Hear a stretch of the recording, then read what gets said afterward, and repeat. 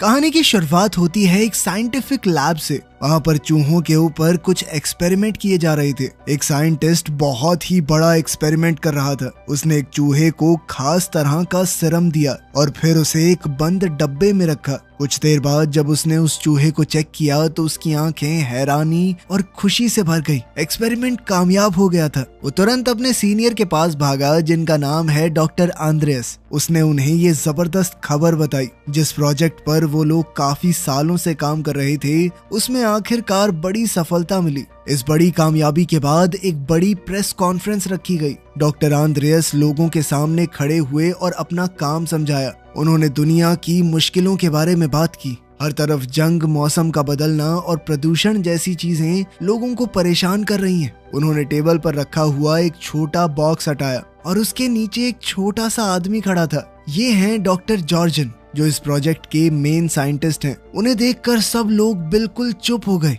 Doctor जॉर्जन ने बताया कि उनकी टीम के 32 लोग, जिनमें उनकी पत्नी भी शामिल है, सबने अपनी मर्जी से ये प्रोसेस किया। वो सब लोग अब 5 इंच के हो चुके हैं। उन्होंने सबको भरोसा दिलाया कि ये प्रोसेस बिल्कुल सेफ है और कोई दर्द भी नहीं होगा आपको। अपनी बात को साबित करने के लिए एक और आदमी ट्रॉली पर बाकी की टीम को ले आया। सभी लोग हैरानी से देखने लगे। उस ट्रॉली पर बहुत से छोटे लोग हाथ हिला रहे थे। डॉक्टर जॉर्जन ने कहा कि ये एक नए युग की शुरुआत है और 5 साल की छुपी हुई मेहनत का नतीजा। इस एक्सपेरिमेंट से पूरी दुनिया को कितना फायदा होगा ये दिखाने के लिए एक असिस्टेंट ने छोटी प्लास्टिक की थैली उठाई। उसने कहा कि इस छोटी सी थैली में पिछले 5 साल में इन 32 लोगों का पूरा कचरा रखा हुआ है। उनका आइडिया बिल्कुल साफ था। छोटा होने से इंसान थोड़ी जगह, थोड़ा खाना, सब कुछ कम ही करेगा। डॉक्टर जॉर्जन ने पूरी दुनिया को खुला न्योता दिया कि जो भी चाहे वो इस प्रोसेस से गुजर सकता है। ये खबर जंगल की आग की तरह पूरी दुनिया में फैल गई।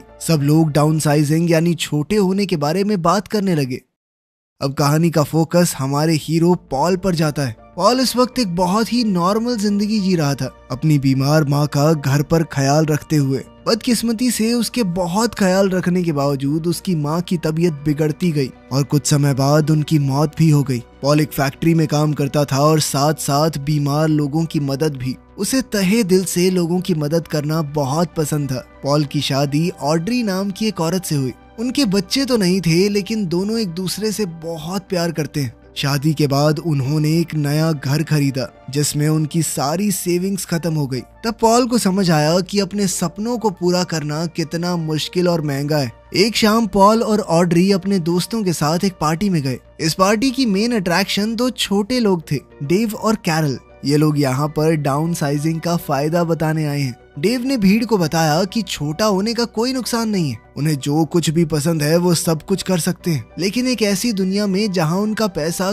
कई गुना ज्यादा चलेगा। उसने बताया कि हमारी कम्युनिटी का नाम लेजर लैंड है, जहाँ सब कुछ बहुत सस्ता है। उसने अपनी बड़ी हवेली के बारे में बताया, जो नॉर्मल जिंदगी में तो वो कभी ना खरीद पाता। इस प्रेजेंटेशन का पॉल और ऑड्री पर बहुत गहरा असर पड़ा। घर पहुंचने के बाद उनके दिमाग में नए नए सपने घूमने लगे। कुछ ही दिन बाद उन्हें लेजर लैंड देखने के लिए बुलाया गया। अगली सुबह वो दोनों वहां पर गए। एक बिल्कुल साफ, सुंदर और परफेक्ट जगह जो सिर्फ छोटे लोगों के लिए बनी है। एक खुश मिजाज छोटे आदमी ने उनका स्वागत किया और उन्हें टूर दिया। उसने अपना आलीशान घर दिखाया जो उसने सिर्फ $12 में खरीदा है। उसने सबको अपनी साइज में छोटी पत्नी से भी मिलवाया और दोनों ने अपनी खुशहाल जिंदगी की तस्वीर बुन दी। बिना पैसे की चिंता करे एक आरामदायक जिंदगी का वादा अब बहुत ही खूबसूरत लग रहा था। टूर देने वाला छोटा आदमी पॉल और ऑड्री को और ज्यादा समझाता गया। उसने बताया कि छोटा होने के बाद मेरी जिंदगी पूरी तरह बदल गई।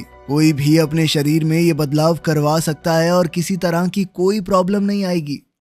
इसके बाद पॉल और ऑड्री डॉक्टर से मिले। डॉक्टर ने पैसों की सच्चाई बिल्कुल साफ शब्दों में बताई। उन्होंने कहा कि छोटा होने के बाद उनका बड़ा घर बेकार हो जाएगा। वो उसे बेच सकते हैं और उस पैसे से लेजर लैंड में बहुत ज्यादा अमीर हो जाएंगे। वो वहाँ सब कुछ इतना सस्ता है कि वो जितना चाहे खर्चा कर सकते हैं, फिर भी उनके पैसे कभी खत्म नहीं होंगे। आखिरकार दोनों ने मिलकर छोटे होने का फैसला ले लिया। पॉल अपनी नौकरी पर गया और अपने साथ काम करने वाले लोगों को बताया कि आज मेरा आखिरी दिन है उसने कहा कि वो छोटा बनने जा रहा है और लेजरलैंड में अपनी जिंदगी की नई शुरुआत करेगा। उसके साथ ही उसके लिए खुश हुए और उसे आखिरी बार अलविदा कहा। पॉल और ऑड्री एक आखिरी बार अपने सभी दोस्तों से मिले क्योंकि उन्हें पता था कि छोटा होने के बाद वो दोबारा कभी नहीं मिल पाएंगे। दोनों ने अपना घर बेच दिया, प्रोसेस के लिए अपनी शादी की अंगूठियां उतारी और अपनी पुरानी जिंदगी छोड़ने के लिए तैयार हो गए। अगली सुबह वो कई और उम्मीद भरे लोगों के साथ लेजरलैंड की स्पेशल बस में चढ़ गए।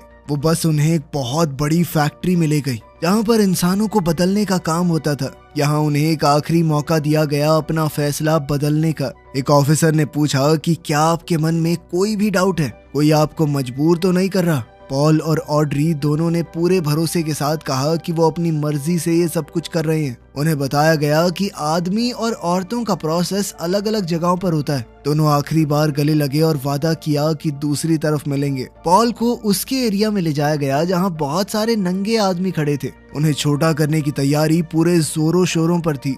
उनके शरीर के सारे बाल पूरी तरह शेव कर दिए गए। जो दांत खराब या सड़ रहे थे उन्हें निकाल दिया गया। ये सब कुछ बेहोशी के दौरान हुआ तो उन्हें कोई फर्क नहीं पड़ा। बेहोश होने के बाद पॉल को एक बड़ी एडवांस मशीन में रखा गया। यह प्रोसेस लगभग 20 मिनट चला और जब सब खत्म हुआ तो पॉल बिल्कुल परफेक्ट तरीके से सिर्फ 5 इंच का हो गया। नए छोटे हुए लोगों को फिर एक रिकवरी एरिया में ले जाया गया जहाँ सब कुछ उनके नए साइज के हिसाब से बना हुआ था। अब उनके साथ छोटे हो चुके डॉक्टर्स मौजूद थे। उनके निकाले गए दांतों की जगह पर छोटे आर्टिफिशियल दांत भी लगाए गए। काफी लंबे समय के बाद पॉल को होश आया। वो इस वक्त एक छोटे से बेड पर लेटा हुआ था। एक नर्स जो खुद भी साइज में छोटी है उसने उसे संभाला और कहा कि तुम पूरी तरह ठीक हो। पूरा प्रोसेस सक्सेसफुल रहा। उसने पॉल को छोटे कपड़े दिए और एक बड़ा सा बिस्किट भी ला कर दिया जो पॉल के नए नजरिए से एक सोफे की गद्दी जैसा लग रहा था। लेकिन पॉल को अपनी चिंता नहीं थी।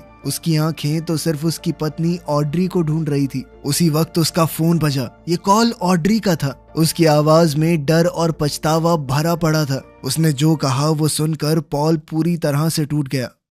दरअसल वो आखिरी प्रोसीजर के दौरान बहुत ज्यादा डर गई। जब उसने अपने बाल शेव होते हुए देखे तो वो सह नहीं पाई। उसने इस प्रोसेस से पीछे हटने का फैसला किया और फैसिलिटी छोड़कर चली गई। और वहीं पॉल ने पूरा प्रोसीजर करवा लिया। वो बस 5 इंच का था। इस छोटी दुनिया में वो बिना अपनी पत्नी के अकेला क्या करेगा? पॉल ने अपनी पत्नी से भीख मांगी, कहा कि प्लीज वापस आ जाओ। कोई दिक्कत नहीं है, मैंने तो पूरा प्रोसेस करवाया है, आसानी से सब कुछ हो जाएगा, बाल दोबारा उग जाएंगे। लेकिन ऑड्री ने पक्का फैसला कर लिया था। उसने साफ कहा कि उसे बहुत डर लग रहा है, वो वापस नहीं आएगी। आखिरी बार अलविदा कहते हुए उसने फोन काट दिया। पॉल बिल्कुल अकेला रह गया। वो हमेशा के लिए 5 इंच का हो गया था। उसका दिल पूरी तरह टूट गया था। उसकी इस परफेक्ट नई जिंदगी का सपना शुरू होने से पहले ही बिखर गया। वो बहुत ज्यादा उदास रहने लगा। अपने बड़े और आलीशान बंगले में रहने के बावजूद वो बिल्कुल अकेला महसूस कर रहा था। जल्द ही उनकी शादी की अंगूठियां उसे भेजी गई।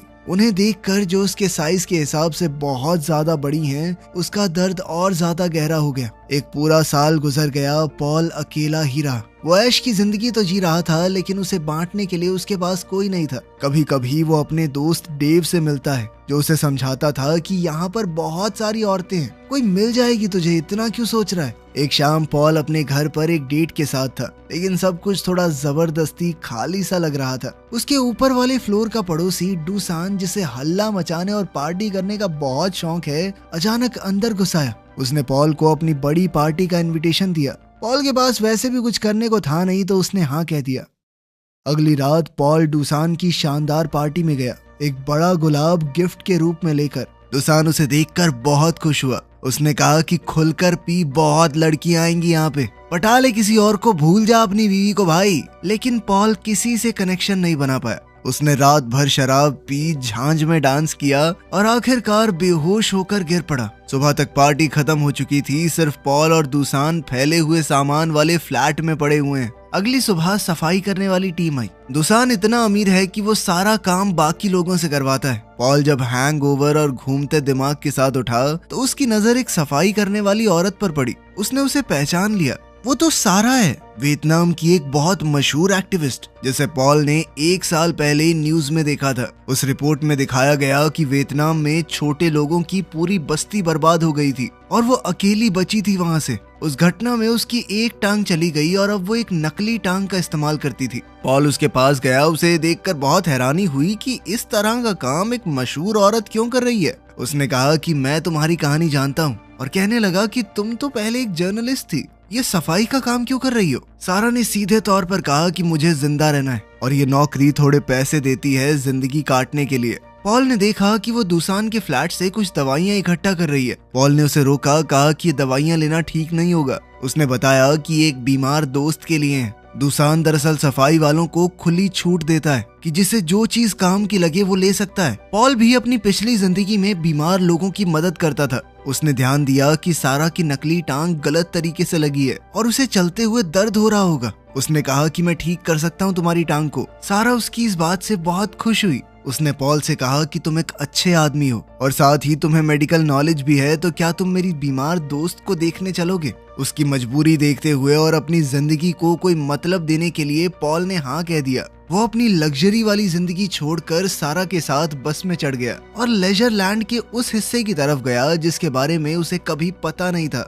उनकी बस उन्हें लेजर लैंड के एक छुपे हुए हिस्से में ले गई। रास्ते में उन्होंने एक बहुत बड़ी दीवार क्रॉस की। उस दीवार के दूसरी तरफ पॉल ने एक गरीब बस्ती देखी। यहाँ पर उनकी तरह बड़े बड़े घर नहीं थे, बल्कि पुराने शिपिंग कंटेनर्स के अंदर बनी हुई एक झुग्गी जैसी कॉलोनी थी जहाँ सारा जैसे गरीब लोग रहते हैं। वो उसे अपने छोटे से घर में ले गई जो एक कंटेनर के अंदर बना था। अंदर एक औरत बेड पर लेटी हुई दिखी जो बहुत ज्यादा बीमार है। सारा ने बताया कि यही उसकी दोस्त है और पॉल से कहा कि डॉक्टर साहब इसका इलाज करो। पॉल ने कहा कि मैं कोई असली डॉक्टर नहीं हूँ, लेकिन सारा ने जिद की कि मुझसे तो ज्यादा ही पता है तुम्हें। पॉल ने सलाह दी कि दुसान के घर से लाई हुई कुछ दवाइयाँ दी जा सकती हैं। उसने थोड़ा सोच समझकर मेडिसिन दे दी। पॉल ने फिर से कहा कि मैं तुम्हारी नकली टांग भी ठीक से फिट कर दूंगा। इस पर सारा ने कहा कि कुछ दिन बाद करते हैं ये। पॉल वहाँ से तो चला गया, लेकिन वो सारा को भूल नहीं पाया। कुछ दिन बाद वो दोबारा उसके घर गया। सारा के पास एक बुरी खबर थी। वो बीमार औरत जिसे उन्होंने मेडिसिन दी थी वो मर गई।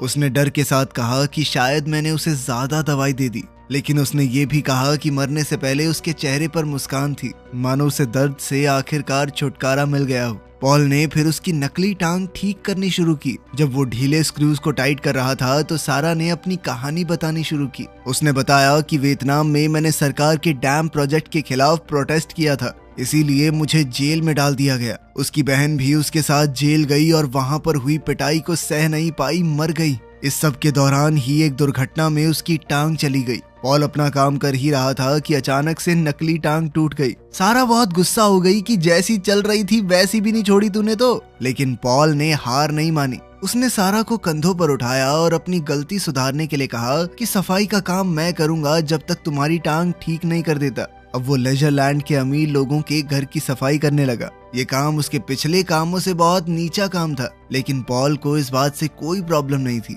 उसे दूसरों की मदद करते हुए फिर से अपनी जिंदगी का कोई मतलब मिल गया था। वो कई दिनों तक उसके साथ रहा। इस दौरान उसने सारा का एक और रूप देखा। उसने देखा कि कैसे वो अपनी गरीबी के बावजूद दूसरे बूढ़े और बीमार लोगों की मदद करती है, उन्हें खाना और बाकी सामान देती है। उसकी ये दया और अच्छाई पॉल के दिल की गहराइयों को छू गई। एक दिन जब दोनों मिलकर दुसान का फ्लैट साफ कर रहे थे, दुसान ने पॉल को देखा और हंस दिया। उसने मजाक किया कि पहले यहाँ हवेली के मालिक थे और अब साफ सफाई वाले, क्या चल रहा है भाई। पॉल ने सिर्फ इतना कहा कि लंबी कहानी है, फिर कभी सुनाऊंगा। दुसान भी समझ गया था कि जो भी है मेरा दोस्त खुश तो लग रहा है। दुसान इस वक्त एक दूसरे आदमी के साथ नॉर्वे जाने के एक सीक्रेट और बहुत ज्यादा पैसे मिलने वाले मिशन के बारे में बात कर रहा था। दुसान ने पॉल को भी साथ चलने को कहा। जब सारा ने ये सुना तो उसने तुरंत कहा कि अगर पॉल जा रहा है तो मैं भी जाऊंगी। पॉल ने कहा कि ये खतरनाक हो सकता है, लेकिन सारा ने अपना फैसला नहीं बदला। उसने कहा कि नॉर्वे जाना उसका पुराना सपना है। आखिरकार पॉल, सारा, दुसान और उसका साथी एक खास बोट में चढ़े और समुद्र के लंबे सफर पर निकल गए। इस सफर के दौरान पॉल की मुलाकात डाउन साइजिंग प्रोजेक्ट के असली इन्वेंटर डॉक्टर जॉर्जन से हुई और उनकी पत्नी एनी से भी। वो दोनों भी इस मिशन पर जा रहे थे। डॉक्टर जॉर्जन ने पॉल को एक भयानक सच बताया।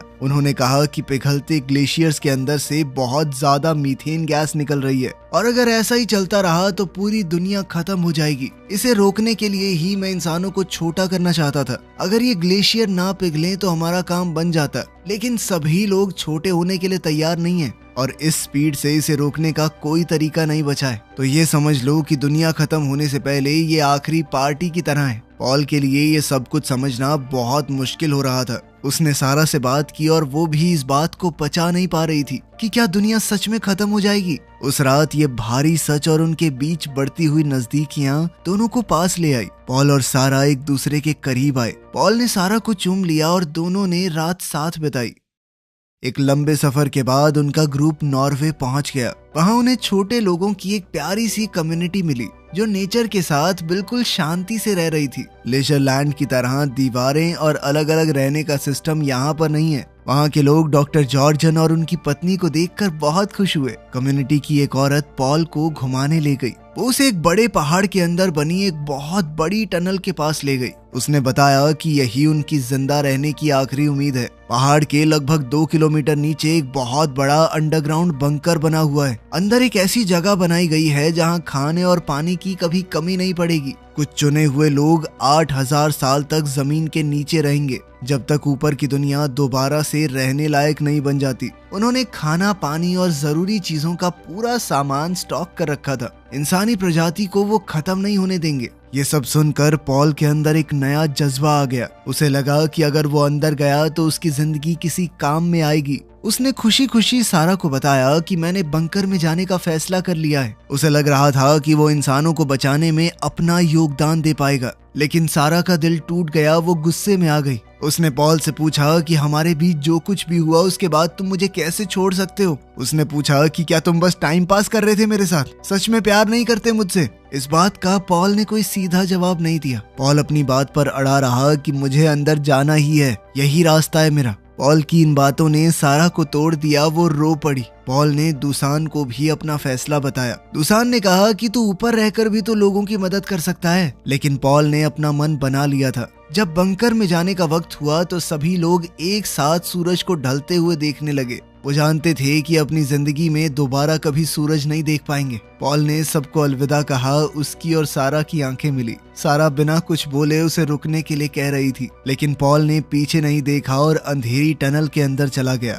लोगों ने लगभग 2 किलोमीटर लंबा ये रास्ता तय करना शुरू किया। अंदर अंधेरा था और उन्हें पूरी रात चलना होगा। पॉल लाइन के बिल्कुल लास्ट में चल रहा था। हर एक बढ़ते कदम के साथ पॉल का मन कमजोर होता गया। उसने सारा, दुसान और उन सभी रिश्तों के बारे में सोचा जो उसने बनाए थे। वो समझ गया था कि सिर्फ जिंदा रहना जिंदगी नहीं होती। अगर अपने लोग ही जिंदा नहीं रहेंगे तो वो जीकर क्या करेगा। बाहर सारा और दुसान टनल के एंट्रेंस पर खड़े थे, इस उम्मीद के साथ कि शायद पॉल लौट आएगा। तभी उन्होंने देखा कि अंधेरे से कोई बाहर आया। वो पॉल ही था। उसने अपना फैसला बदल लिया। दुसान हंसकर कहने लगा, मुझे पहले से पता था कहीं नहीं जाएगा तू। लेकिन पॉल सीधा सारा के पास गया। उसकी आंखों में आंखें डालकर उसने सच कहा कि मैं भी तुमसे प्यार करता हूँ। अब उन्होंने फालतू ऐश भरी जिंदगी छोड़कर लोगों की मदद करते हुए जिंदगी बिताने का फैसला किया।